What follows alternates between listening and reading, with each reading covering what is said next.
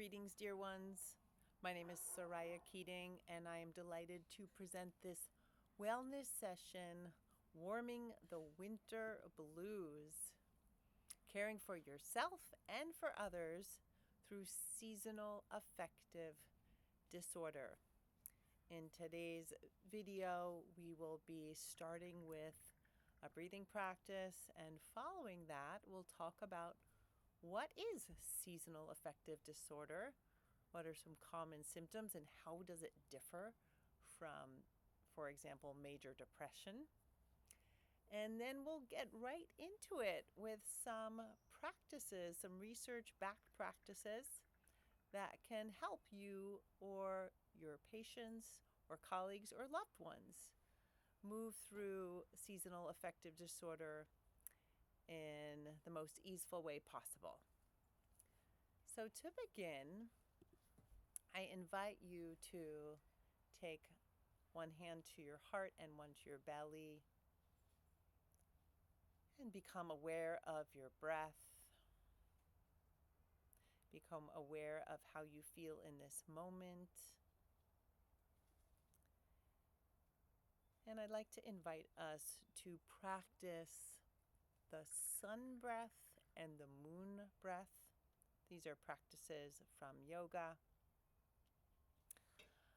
For the sun breath, we are going to be breathing in and out of the right nostril only. So I invite you to take your pointer finger to the side of your left nostril and close it off. And you can try this with eyes open or closed as you wish. Close off the left and inhale through the right, all the way up to what we call the third eye, and exhale through the right. And try that one more time. Inhaling right, exhaling right. Beautiful. And then let that go and notice what you feel. For some, the sun breath, when we breathe in and out only through the right nostril, is a warming breath, which can be useful in winter if it feels like a warming breath for you. We also have the moon breath, a cooling breath. We'll breathe in and out through the left nostril now. So take a pointer finger, or any finger will work, to your right nostril and close off the right. Inhale through the left. Exhale left. One more time. Inhale and exhale. And then release your hand down. Notice what you feel. Take a nice easy breath in. Beautiful. And an easy breath out. Great. So, what is seasonal affective disorder? Well, I'd like to invite you to reflect what happens for you as we move into winter. Is there a change you notice in your energy, your mood, something else? Maybe, maybe not. For some people, moving into winter, where, depending on where you live, but here in California, there are several changes in weather and also in light. And so seasonal affective disorder is a type of depression that occurs at a specific time of year, most commonly during the winter and also sometimes the fall, when daylight hours are shorter. So often weather changes depending on, again, where you live. There might be more rainfall, there might be snow, there might be colder weather. And some of the most common symptoms of seasonal affective disorder, which often has the acronym S.A.D, include, number one, a persistent low mood or sadness. Number two, low energy, more fatigue, feeling sluggish. Number three, there might be changes in sleep or in appetite. So you might sleep more or eat more or have certain food cravings. And number 4, there can be a loss of interest in activities that you normally like or love to do. So loss of interest or loss of pleasure from those same activities.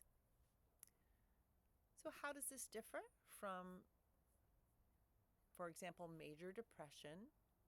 Well, the main difference is that seasonal affective disorder follows a seasonal pattern where it most commonly begins in fall or winter. Not always. Maybe for some people, seasonal affective disorder might happen during summer, but that tends to be more rare. So the symptoms of seasonal affective disorder can mirror major depression. They can look almost exactly the same. So it's important to recognize the difference being that the symptoms are specifically linked to the seasonal change, often the reduced sunlight and the changes in our circadian rhythm. So, moving into our next part, what can we do about it? What can you do if you suffer from seasonal affective disorder? Or what can you suggest to colleagues or loved ones or patients? Well, research shows that there are certain key mood and energy boosting practices, and I'm going to share what these are, and then we'll practice two of them. So one is exposure to light or moving your body. Both of those are really useful for lifting one's mood and energy. I live in a place, I'm in my garden right now, where during the winter, my garden does not get any sunlight. So I make it a goal each day to go somewhere in my town where there's sunlight and to let the sunlight shine on my face for even just for 5 minutes.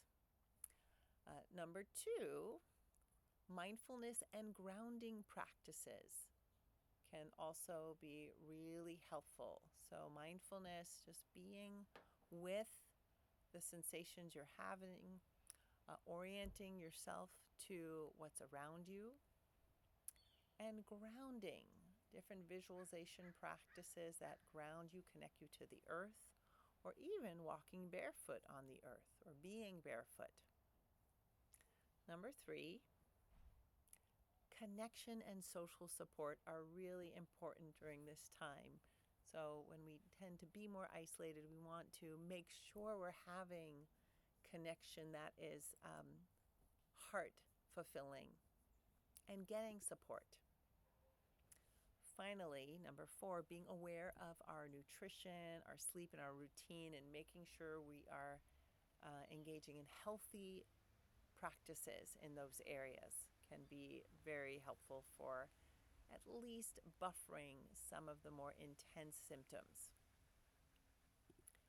Now, a fifth practice that can be helpful is more of a visualization practice, which involves imagining that we are drawing in light into the body, and I'd like to end with that practice today.